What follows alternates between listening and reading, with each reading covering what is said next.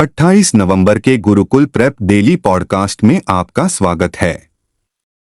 Daily update. एक महत्वपूर्ण दिन, लाल ग्रह दिवस 28 नवंबर।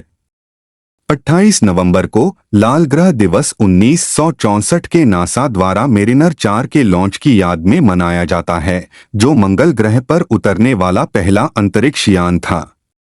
अंतरिक्ष यान करीब 8 महीने की यात्रा करने के बाद अंततः 14 जुलाई 1965 को लाल ग्रह के पास से गुजरा।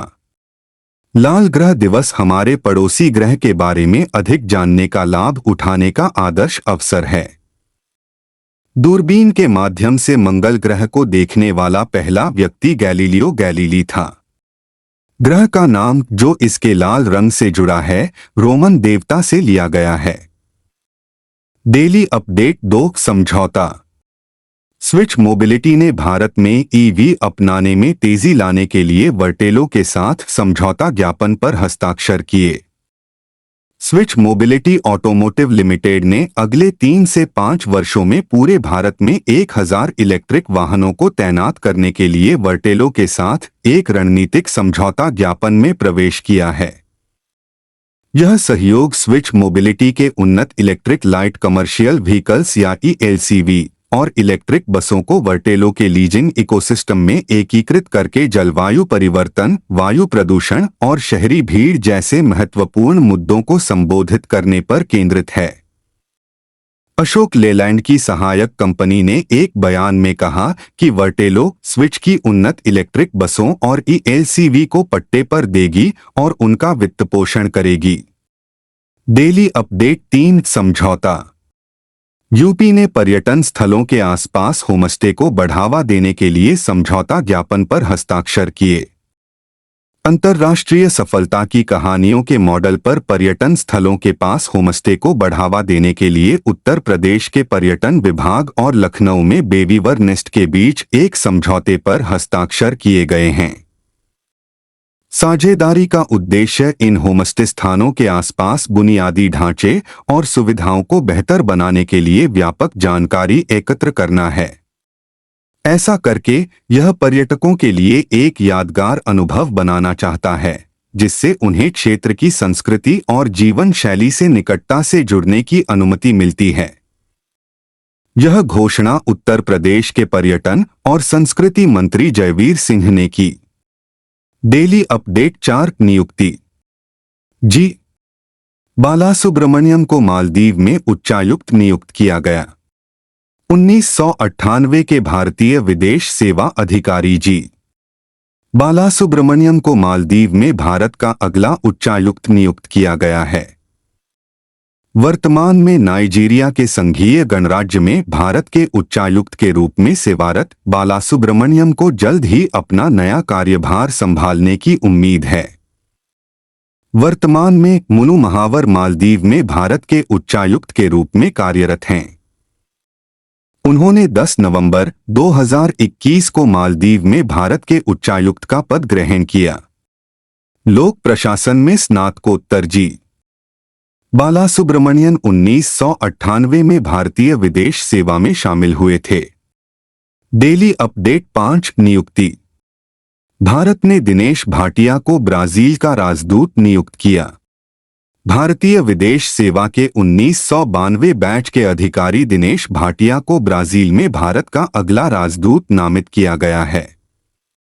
भाटिया वर्तमान में अर्जेंटीना में भारत के राजदूत के रूप में कार्यरत हैं, एक स्थिति जो उन्होंने 21 अगस्त 2019 को ग्रहण की थी।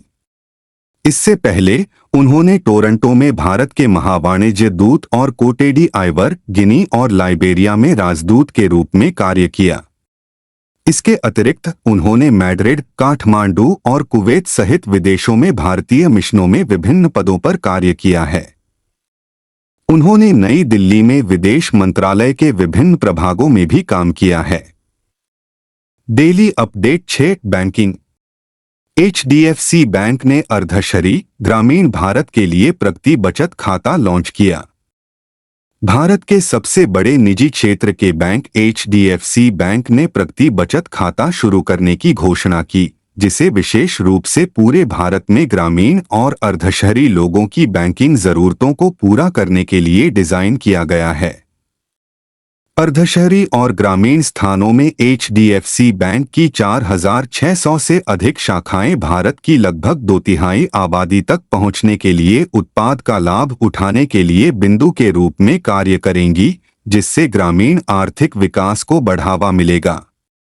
इसके अलावा नई पेशकश कई उद्योग प्रथम सुविधाएं लाएगी, जैसे कि बिघाट के साथ साझेदारी, 17 मिलियन से अधिक किसानों को सशक्त बनाना।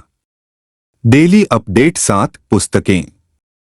राष्ट्रपति द्रौपदी मुर्मू ने भारतीय संविधान के संस्कृत और मैथिली अनुवादों का अनावरण किया।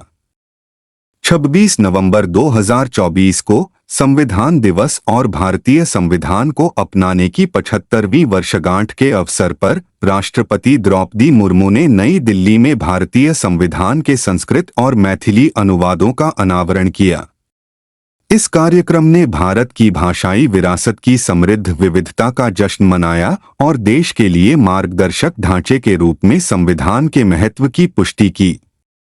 यह पहल समावेशिता के प्रति देश की प्रतिबद्धता को रेखांकित करती है, जिससे संविधान को लोगों के लिए उनकी मूल भाषाओं में सुलभ बनाया जा सके।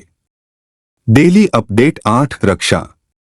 तटरक्षक बल नवंबर के 27 से 30 तक कोच्चि में सारेक्स 24 का आयोजन कर रहा है।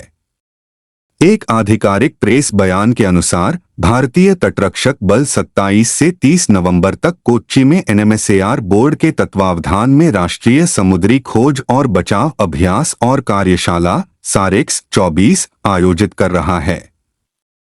यह कार्यशाला सर्वसमावेशी और सहयोगी दृष्टिकोण के माध्यम से राष्ट्रीय एमसर निर्माण को मान्य करने की अनिवार्यता के साथ आयोजित की जाएगी। अभ्यास का विषय क्षेत्रीय सहयोग के माध्यम से खोज और बचाव क्षमताओं को बढ़ाना होगा, जो स्थान की परवाह किए बिना बड़े पैमाने पर आकस्मिकताओं के दौरान सहायता प्रदान करने के लिए ICG की प्रतिबद्धता और दृढ़ संकल्प को दर्शाता है। डेली अपडेट 9 योजनाएं और समितियां। दिल्ली सरकार ने वृद्धावस्था पेंशन योजना के लिए पोर्टल लॉन्च किया। दिल्ली सरकार ने अपनी वरिष्ठ नागरिक पेंशन योजना शुरू की है, जिसमें 60 वर्ष और उससे अधिक आयु के निवासियों को मासिक वित्तीय सहायता प्रदान की जाएगी।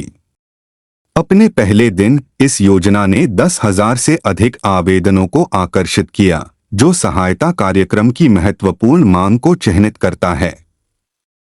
राज्य ने इस योजना के तहत वरिष्ठ नागरिकों के लिए 80,000 नए पंजीकरण स्लॉट खोले हैं। इस योजना के तहत 60 से 69 वर्ष की आयु के वरिष्ठ नागरिकों को प्रति माह 2,000 रुपये मिलेंगे, जबकि 70 वर्ष और उससे अधिक आयु के लोगों को 2,500 रुपये मिलेंगे। अनुसूचित जाति, अनुसूचित जनजाति और अल्पसंख्यक समुदायों के आवेदकों के लिए अतिरिक्त लाभ उपलब्ध हैं। डेली अपडेट 10 विज्ञान और प्रौद्योगिकी। टेकमी 2 स्पेस अंतरिक्ष में भारत की पहली AI प्रयोगशाला लॉन्च करने के लिए तैयार।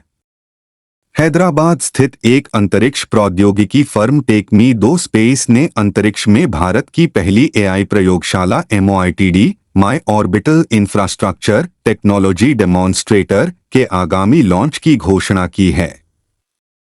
मिशन कक्षा में वास्तविक समय डेटा प्रोसेसिंग का प्रदर्शन करेगा, जिससे अंतरिक्ष अनुसंधान अधिक किफायती और सुलभ हो जाएगा। प्रक्षेपण इसरो के PSLV-C60 प्रक्षेपण यान पर दिसंबर 2024 के मध्य में होने वाला है। MOITD प्लेटफॉर्म के सभी परीक्षण और मूल्यांकन को इनस्पेस तकनीकी केंद्र द्वारा सुगम बनाया गया था। टेकमी 2 स्पेस ने भविष्य के सभी मिशनों के लिए इन संसाधनों का लाभ उठाना जारी रखने की योजना बनाई है, जो उनके सफल सहयोग पर आधारित है।